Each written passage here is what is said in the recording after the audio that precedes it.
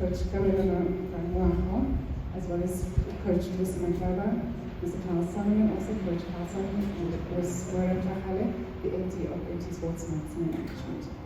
Thank you.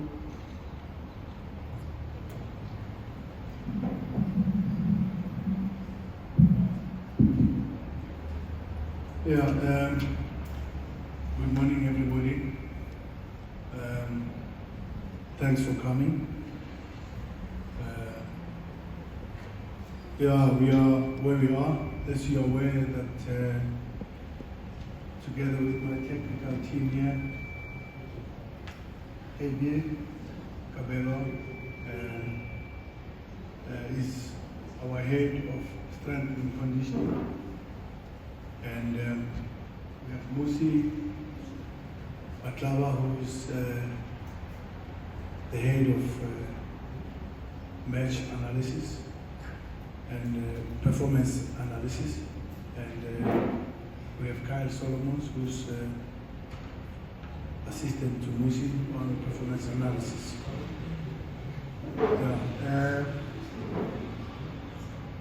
We have accepted the job in Saudi Arabia. Since we've been around 3 months back, we were with Ahli Sports Club, and MT Sports has received numerous offers from clubs and national teams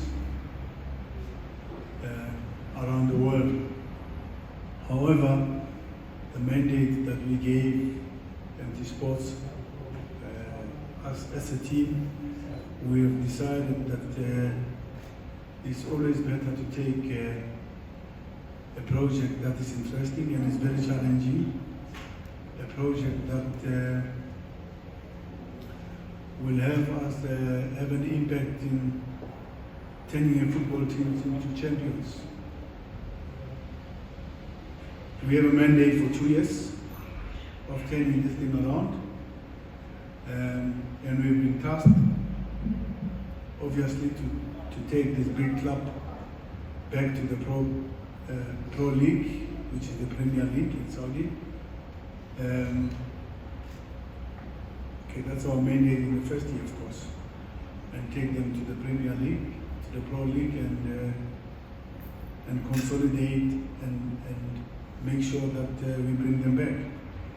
It is a big task, it's a big challenging task for us, to be honest. But we're ready for the challenge.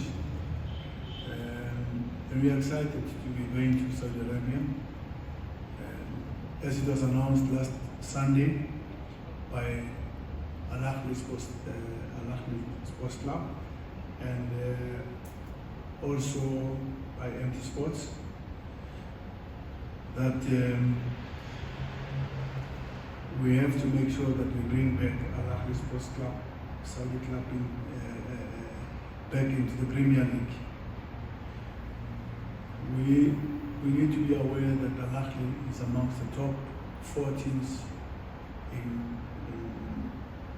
in the kingdom of Saudi. It is a team at the level of Hilal, Al Nasser, and Etihad, but not at the moment in terms of where it is positioned. The club is a big club. I think you as the journalists have made your research. It has a long history of winning titles and is looking forward to go back to the Saudi Pro League. We're looking forward to bring the team back, but we think we have an experience and a track record to be able to achieve the best results and awaken the sleeping giant. Changing the game for good is my personal motto, one thing that I live and work by, and will carry me to the kingdom of Saudi Arabia. Thank you.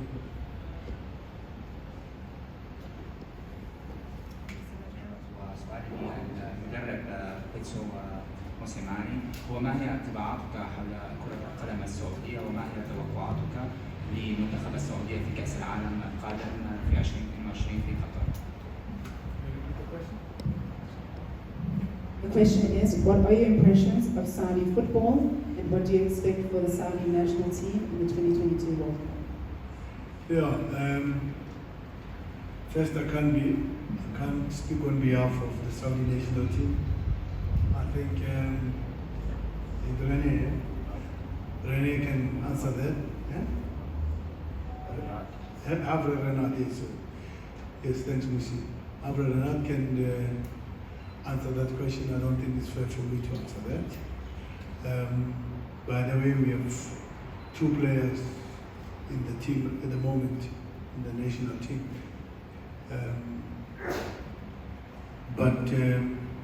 Yeah, our experience in Saudi, we don't have experience in Saudi, but we have a knowledge in Saudi, and I think the only practical knowledge we have in Saudi is that 6 months back we played the champions of Asia and the champions of Saudi Pro League, which is Al Hilal, and that's the only experience we had, and we played them at the highest stage in the World Cup, FIFA Club World Cup, and we know what to expect in terms of that level, at the highest level.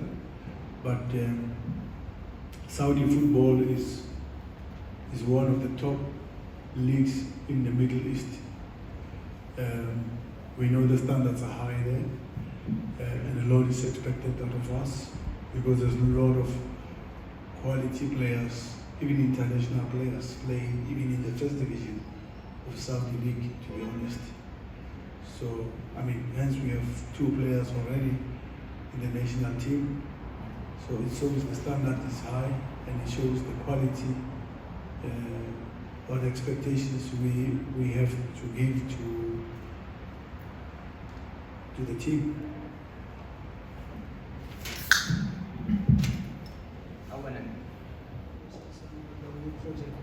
I just want to find out, you said there were other offers from different parts of the world. What was it about this one that made you guys accept when you turned the other ones down? Yeah, as you said, we gave MT Sports a mandate to say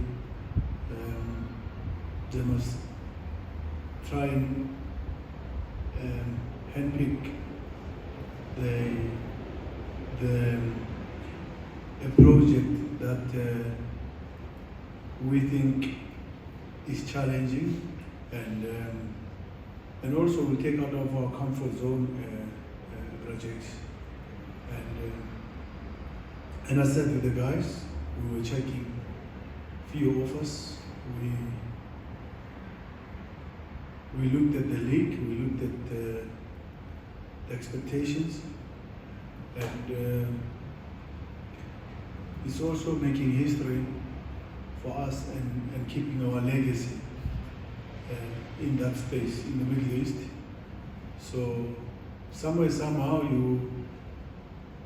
you can coach a team in the Premier League that is now, for example, sitting in position 12, and then you go to position 8 at the end of the season.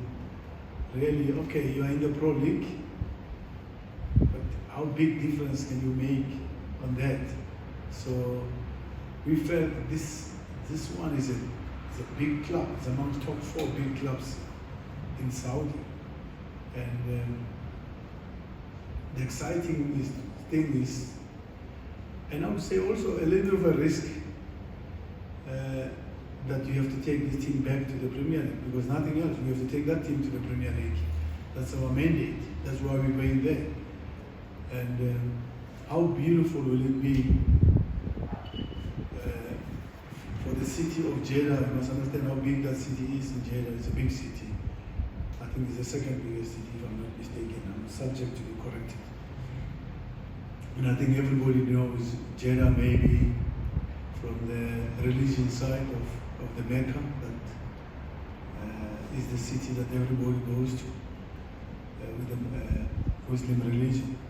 So we felt to be wonderful, to make history and give the people of Saudi Al Ahly back into the Premier League. So we felt this is more challenging for us, and yeah, of course a risk, but a very good risk. And we have experience, to be honest, of if I look at my career, of really awakening sleeping giants or turning the tables around, because all the teams that I have coached, we have changed the status quo. We never arrived at a team that everything is right and they've got everything. When we were in Egypt, we had to make sure that we turned the international program back, because the international program was not there for the last 6 or 7 years, and get back to Champions League and win the Champions League, and get back to the World Cup, and get back to win the Super Cup. So that was exciting, and we have left a good footprint in that space. And if you look at also my former team, Mamelodi Sundowns, we found it on the number position 14, and we had to take the tables up. And there was also a gap of about 6 to 7 years without a trophy, never mind the league or Champions League, without a normal trophy. So pressure was on us, and we had that, but we turned it around.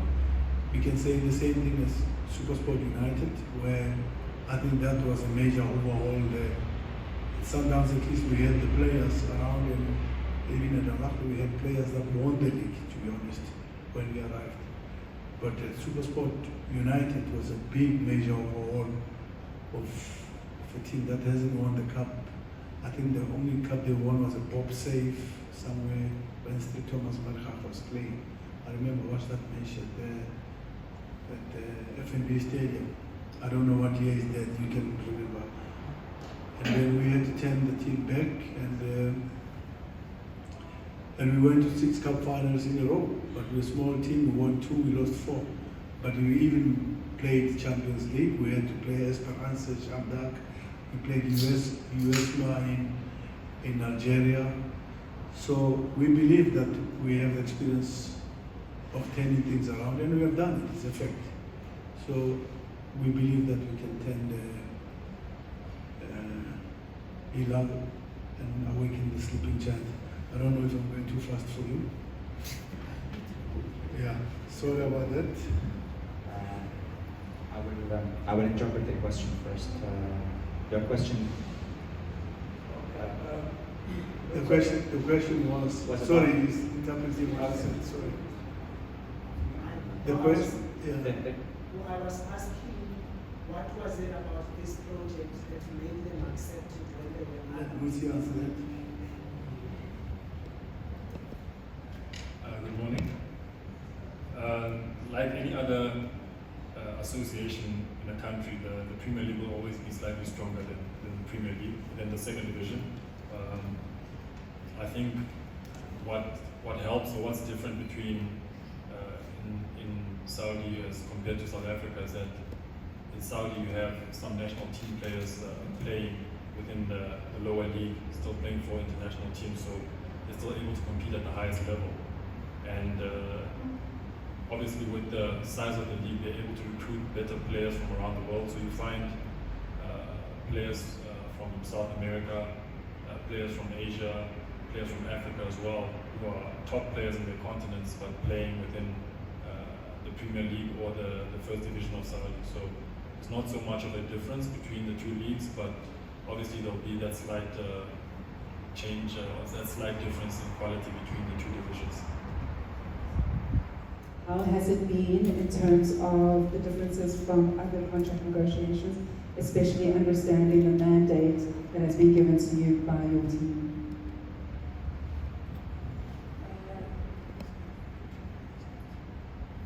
Good morning, everybody. I must just say, for us as anti-sports, we as coaches said, there were a lot of offers that were on the table that came through, but the mandate from them was quite clear that they needed a project that is more challenging, and we always had to reflect back as a team on that mandate. As for the issue of negotiation, I think I have really had a privilege over the years of negotiating with different types of people that has actually enabled me to have some form of perfection also in being able to wave my way around the negotiation. But for me, the key thing not being the winner taking it all, but balancing between the terms of one party, and also at some point not even agreeing with my clients, their mandate, to ensure that in the end the deal works. So my approach is never about winning all, but making sure that at the end of the agreement of that contract, both parties are happy and are in agreement and can work well together. Because one finds that sometimes when it's one way, the relationship just starts on a wrong footing. Thank you. To be moving out the continent, is there something strategic in it that you're looking to broader horizons? I know you've got the job here first. Just what does it mean to you? Because it's a big step. I know there's a few South Africans doing it at the moment, but it's a big step, especially for an African coach to move out the continent.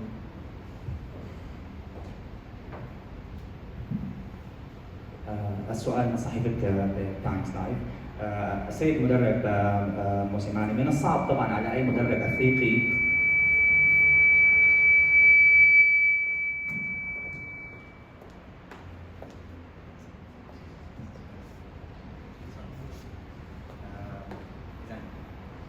من الصعب أعيد تكرار السؤال. من الصعب جدا على أي مدرب أفريقي الخروج من القارة الأفريقية، وأريد أن أسأل ماذا يعني هذا الخروج من القارة والذهاب إلى منطقة الشرق الأوسط أو إلى قارة آسيا؟ هل هو تخطيط استراتيجي لنظام عملكم؟ وأنا أعلم أنها خطوة كبيرة جدا.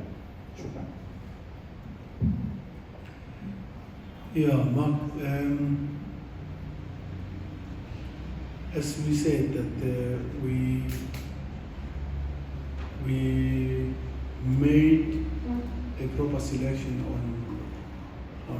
on selecting the right project. Many reasons. One is to break the barriers. Two is to move out of the continent, to go to a different continent, because we've been in Africa for long, Mark, and to be honest, I think for my team, in reality, when you look at things, you say, what is it that we want to win at club football in Africa? And I think that answer is very simple, that we are now recycling, and how exciting is it for us, and challenging is it for us to go to the Champions League final, the fourth one in a row. I mean, we are not trying to blow our own trumpet, but we have to get a different challenge. And that's why we felt Asia, it's a place for us to see, to test ourselves, and to see if what's in there and what contributions can we do there, And also, it's not only for that; it's also for. I always speak to the coaches. I'm in the group of South African coaches. Also, I also say that if you look at what the Dutch national teams, the Serbians, are doing, Italians are starting to move also from Italy to other countries. We need to move to other continents, other countries in Africa, you can't tell me that we don't have a coach in the PSL who can go to Tanzania where football is at. It's so exciting in Tanzania.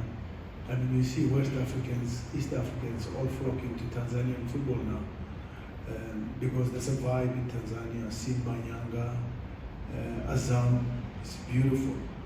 It's full. I was there last time. I was invited to on the Yanga week. They call it Wananchi week. I mean, one stadium feeling 60,000. One team feeling 60,000. 3 days after, Simba feeling the same stadium full. And then you tell me now, when those two teams play each other, I mean, it means there's no tickets left. So we need to move, and I'm happy that Benny is breaking now the barrier of the English football. Fatlu, doesn't matter whether he's an assistant or what, he's now in Russia, the European football. Okay, thanks to JZ to take him along. And Benny is a coach, no matter that he's a coach in the strikers and the midfielders, that's a coach. That's a big responsibility because you don't win games without scoring goals. So he's also under pressure and stress. So South African players and coaches, we need to move, and if Europe is not easy for us to go into, we need to go to North Africa, and North Africa will give you a step to get into Asian football and Middle East Asian football. And there's no any other reasons than those people that we spoke about. Roger Desa is doing Asian football now with Carlos Queiroz. So it really shows that South Africa has potential in coaches and has potential also in players. I mean, Tulani Serrero in Abu Dhabi and Al Jazeera is a big club, huge club in Emirates. So, and so we have the space, we have the opportunities, but how ready are we as South Africans, as coaches and mostly coaches? Because sometimes we tend to stay too long around here and recycle inside the PSL, whereas there's a big team, Sofapaka in Kenya. There's a big team in Ghana. Asante Kotoko, Hearts of Oak, they're playing Champions League. Rivers United is playing Champions League. Hilal Sudan, they can able to take Florent from Morocco, who is East African, into that.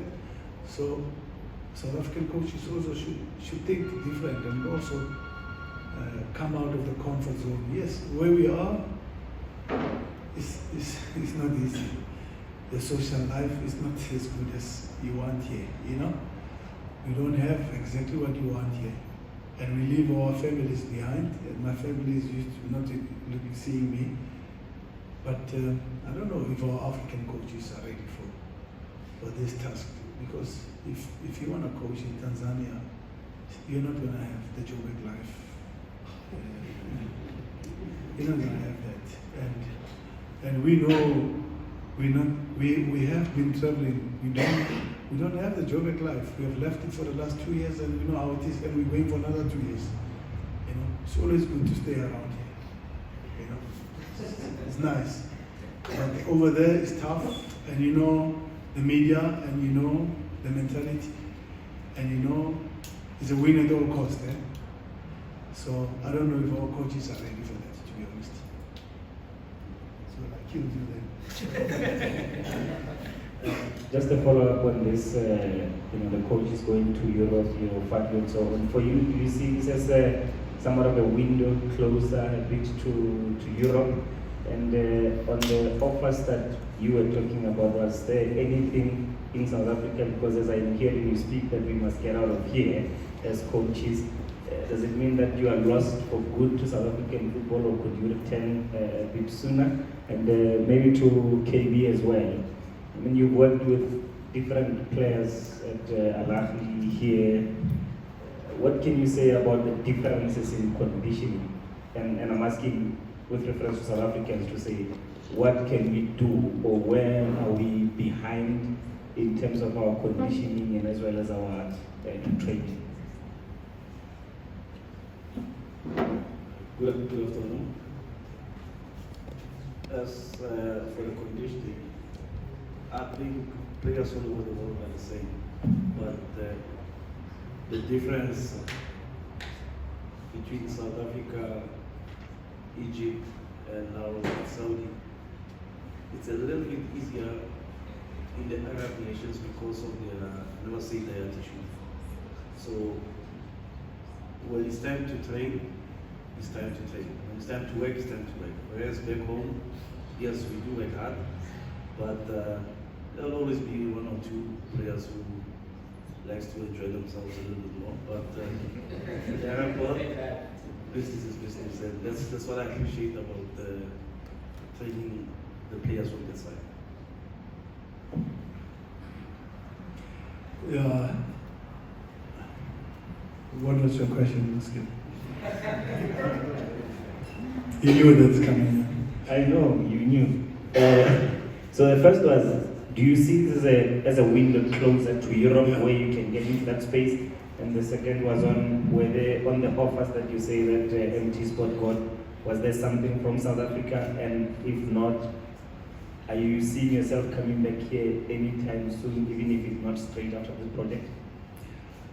I think we should look at the positive side out of Benny. They know Benny is a coach. So I think him being there at Man United, I think can be a passage easier to go to another Premier League. Even the first division in England is still good. He can get a gig there, and he's in Scotland. He can also get a good team there because he's with Man United and he's Benny McCarthy. You know, he can go to Portugal where he scored all the goals to win the CAF Champions League. Now he's in that space. So I look up to him as the guy who can open doors for us. And yeah, Bradley Carnell is in the Major League Soccer. Good guy, good guy. I coached him in Bafana 2017. I look up to him also as the guy who can open doors for us in the Major League Soccer. Yeah, Fatlu is in Russia, and maybe can get a team in the division below after that, after they see his work. An opportunity also there. So opportunities for all of us, and I believe in no doubt in the North Africa. There's an opportunity for South African coach after we have left there, because they know us in Morocco, they know us in Algeria, they know us in Tunisia. So there is an opportunity for our coaches to move. The question, as we all said, is are they ready to do that? And it's not an easy way out there. But yes, I'm still open for South African teams. Never say never. Why not? But the project must be good. It's not about come and coach and help us. The project must be good. There must be a plan. There must be a vision. There must be time frames. And if you ask Pep Guardiola if can you win the Premiership with Norwich United, what do you think? It's not easy. Pep, Thomas Tuchel, Ancelotti, and all those guys. When you have a good team, when you have good football players, with an institution, we have 50,000 big bumps on the seat, a big club, you have a big influence on the results. So we need the players. There's Mourinho always tell you, if you want a good omelette, must have good eggs. So you can't just take a club because maybe you're getting paid. They can afford to pay you. It's the project. What do you want? How do you see it? When? What do we have on the market for local league? What do we have on the market for CAF, whether it's Confederation Cup or Champions League? What do we want? Because it's easy to come number 2 and go to Champions League, and then what? I think you've seen many teams have qualified for Champions League or CAF Confederation Cup. Even Greg Lampard played Confederation Cup. I must tell you. Yes, I got Mabunda from there. They played Confederation Cup and they kept going. But how long can you take this? What is endurance and sustainability? What do you want? Football has changed, it's evolved. Before football, we used to have big names and big teams as big institutions, well supported. But I think even in England, as told you what, Arsenal is still coming back. Man United is still coming back. Milan just came back. How long they've been out of the circle? You know, we had teams in Germany like Bochum and Borussia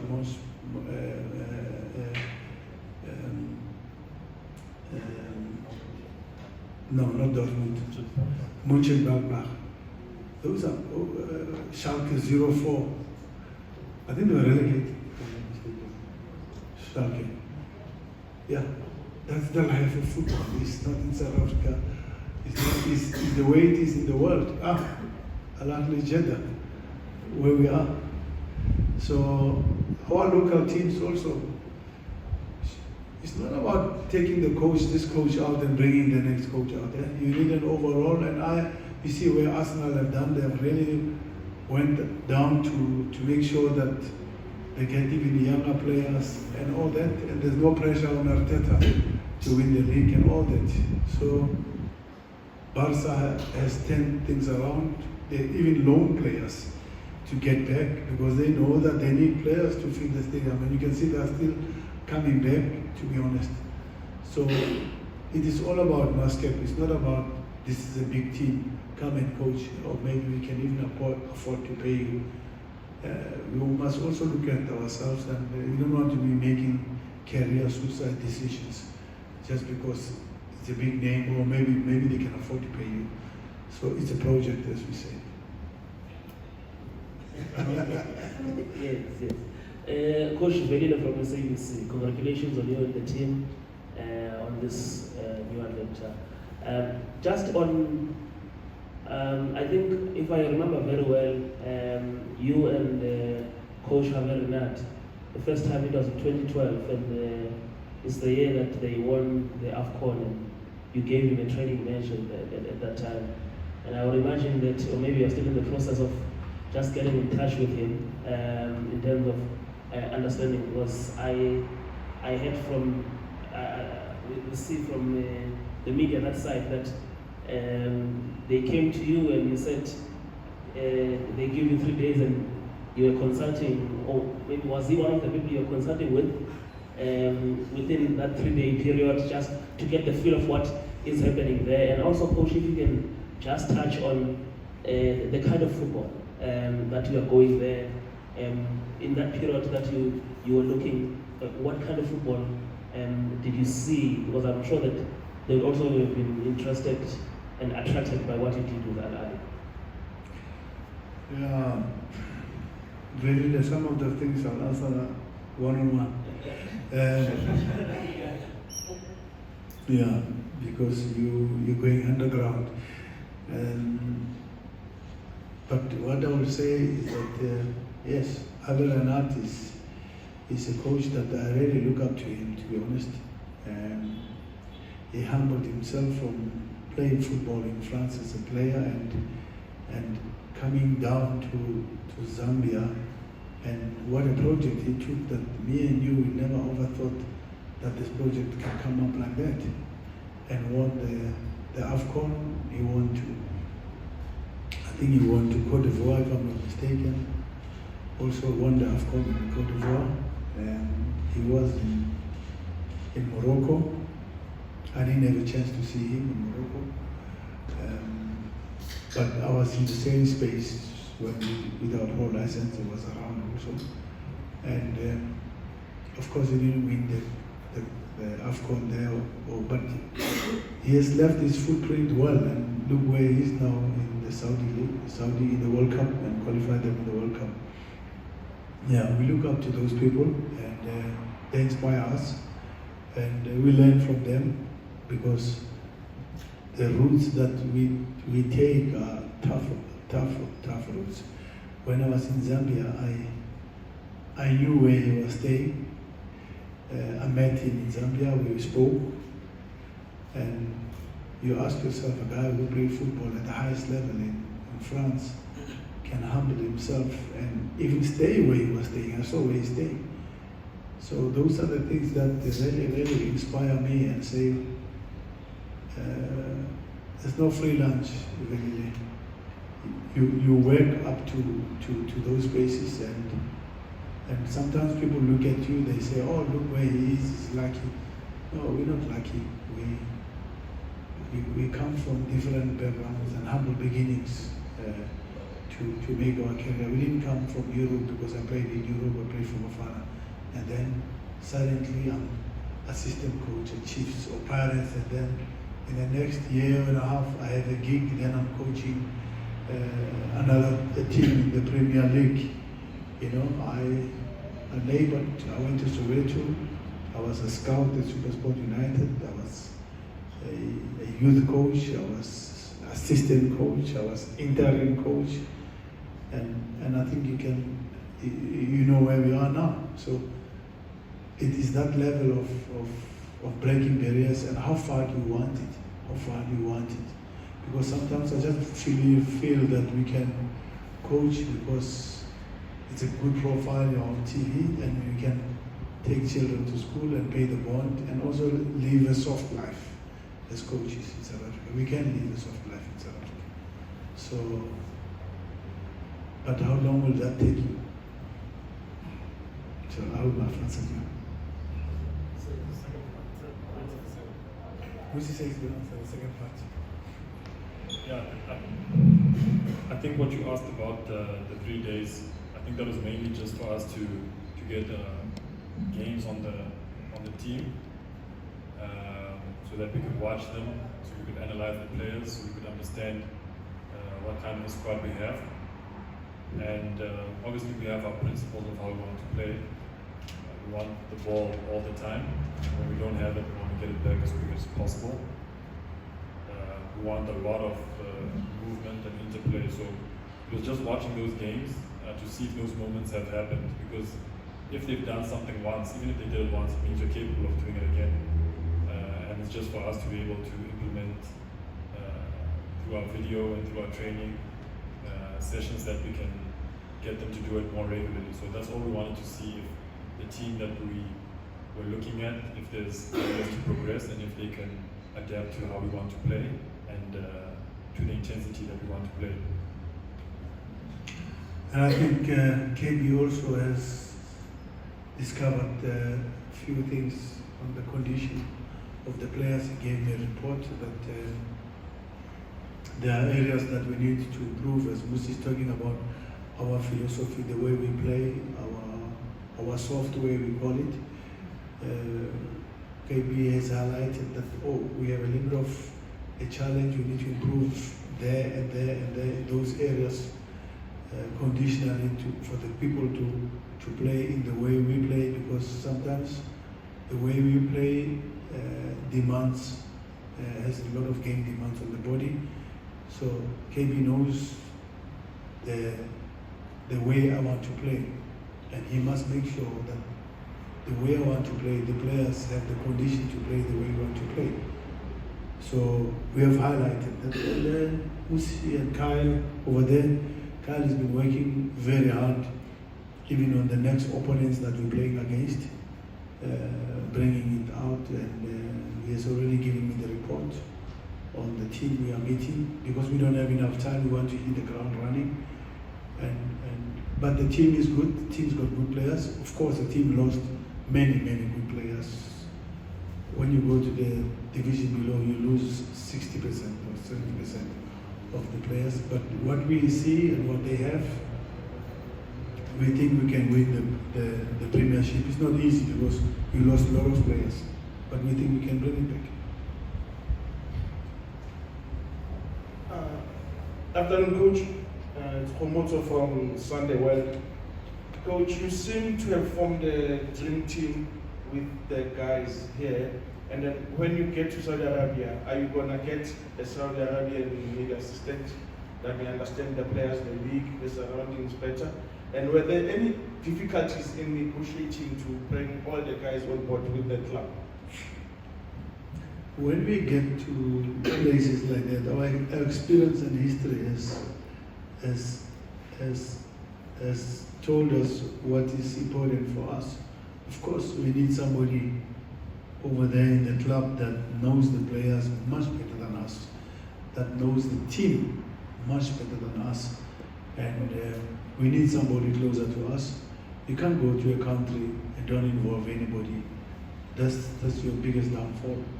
So you have somebody who knows the team, knows players well, because it's not about tactics, it's the mentality also. It's somebody who will tell you that the mentality is like this and like this. When we went to Egypt, we got a lot of things that we were not aware of. You have to respect the culture, you have to respect the religion. Those things are very key. If you respect the culture and the religion, it's the biggest tick that you can ever have. So we need people like that to guide us in terms of those principles that are really important. But we know the team, we know the players are now with good players. We can talk about the team. We know the team. And when I say we know the team, we know the team. We've made the research, and I have the soldiers here who make it easier for me and bring it to me, so that when I check back and look, I just tick the boxes of what they have done.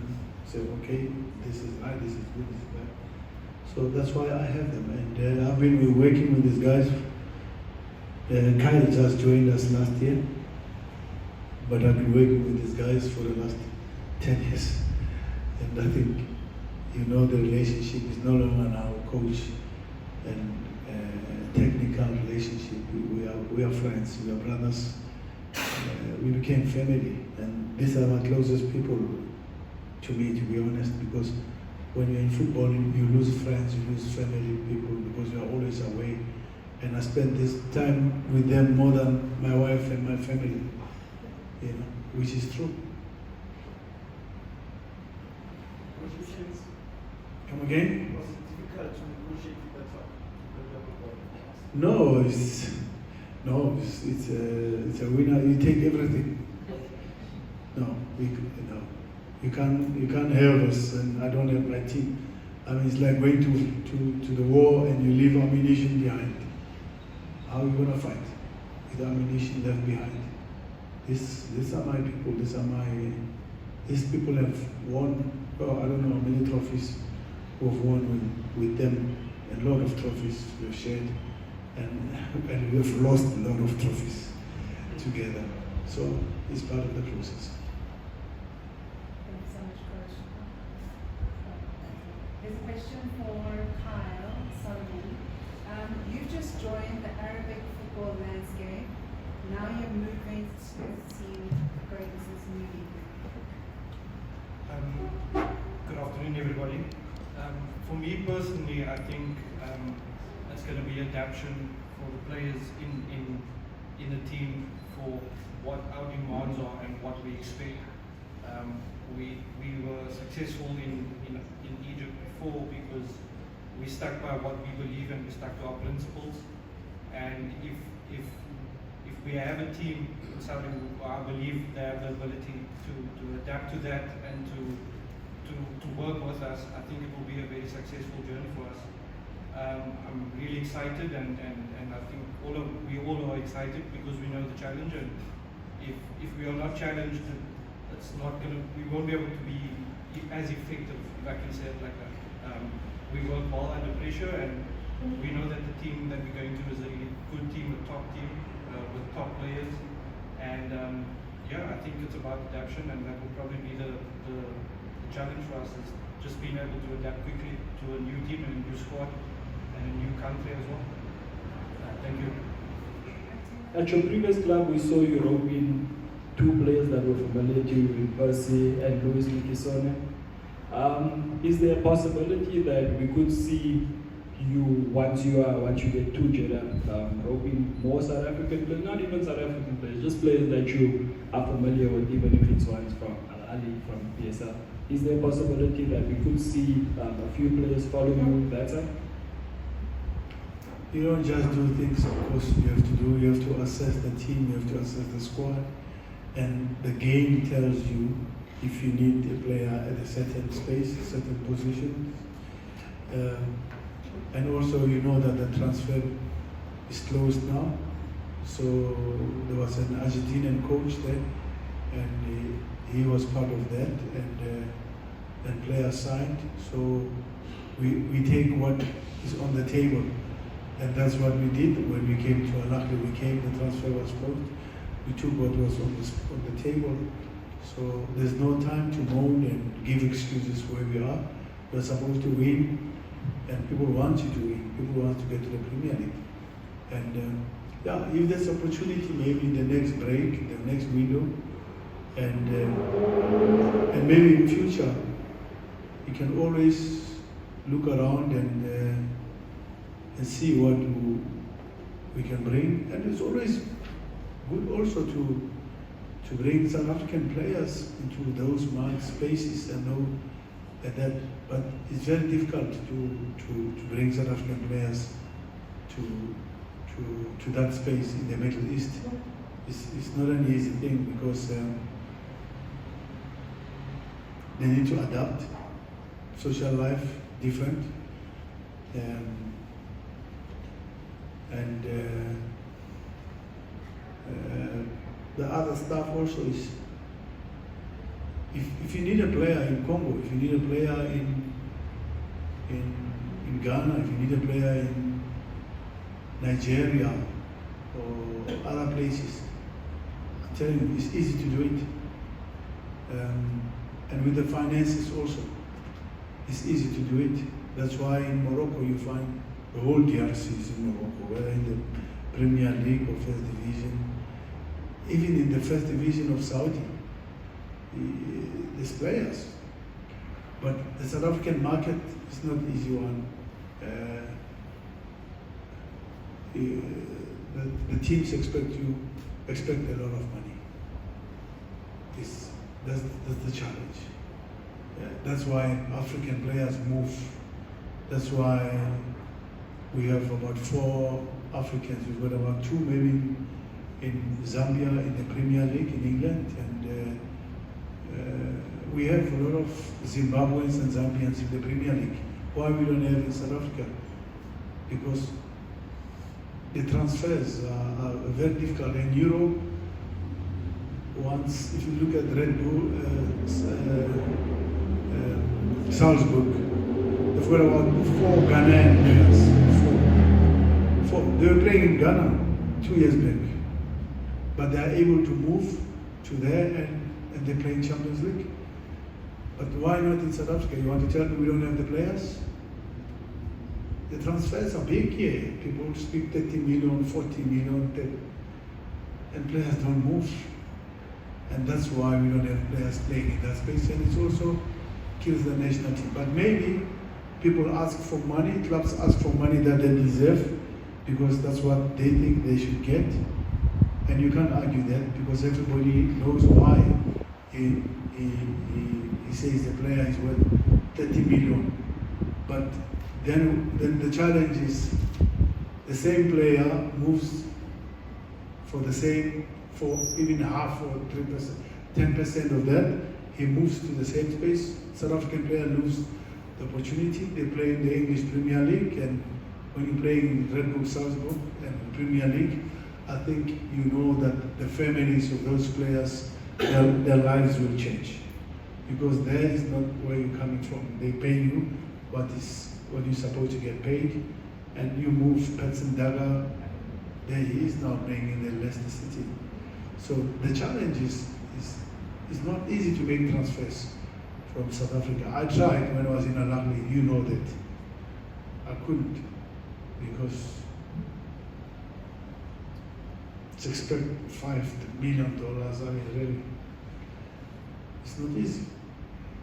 So that's the challenge about that's the sad part about South African players. They're not gonna move easily to Europe, not because they don't have capacity, but maybe our country is strong in terms of social life and how much we pay, because the DStv Premier League pays more than Congo, Zambia, Zimbabwe.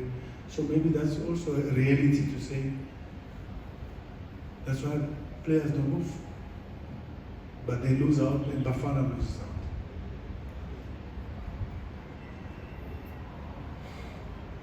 Next question.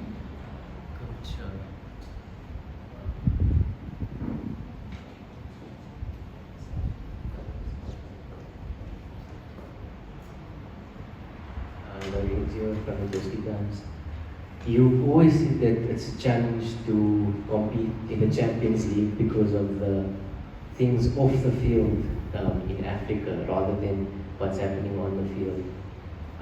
But you said now going to Saudi Arabia will be your biggest challenge of your coaching career with your technical team. But there is also a little bit of soft life in the Gulf. There's lots of money. It's not as crazy and chaotic as East Africa, West Africa. But you've got a 2-year deal. Does that mean that your mandate is promotion Champions League? Because obviously you will get into the Asian Champions League within 2 years. And then secondly, the Saudi Pro League, 14 European coaches, 1 South American coach and a Tunisian. You've always said that's something that excites you. So I'm sure that played a big role in all of your guys' decision to say, let's go to the next step. We have capacity to be in that space. And our job says that, not our arrogance says that. Our job says that. And by the way, many of those people, we have met them. And we have played against them. And I think you know the results. So I think we can in that space. And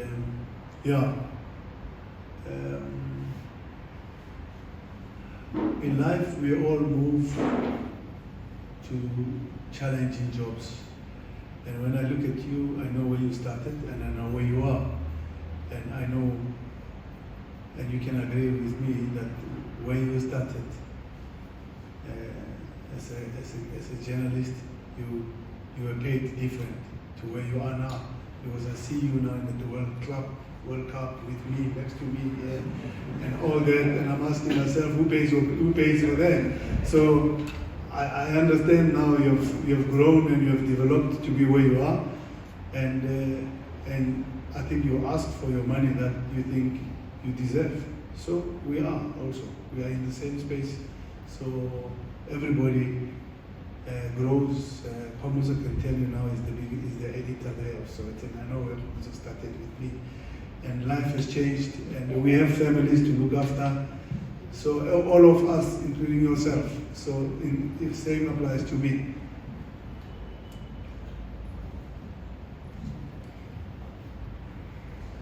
Hi from City Press.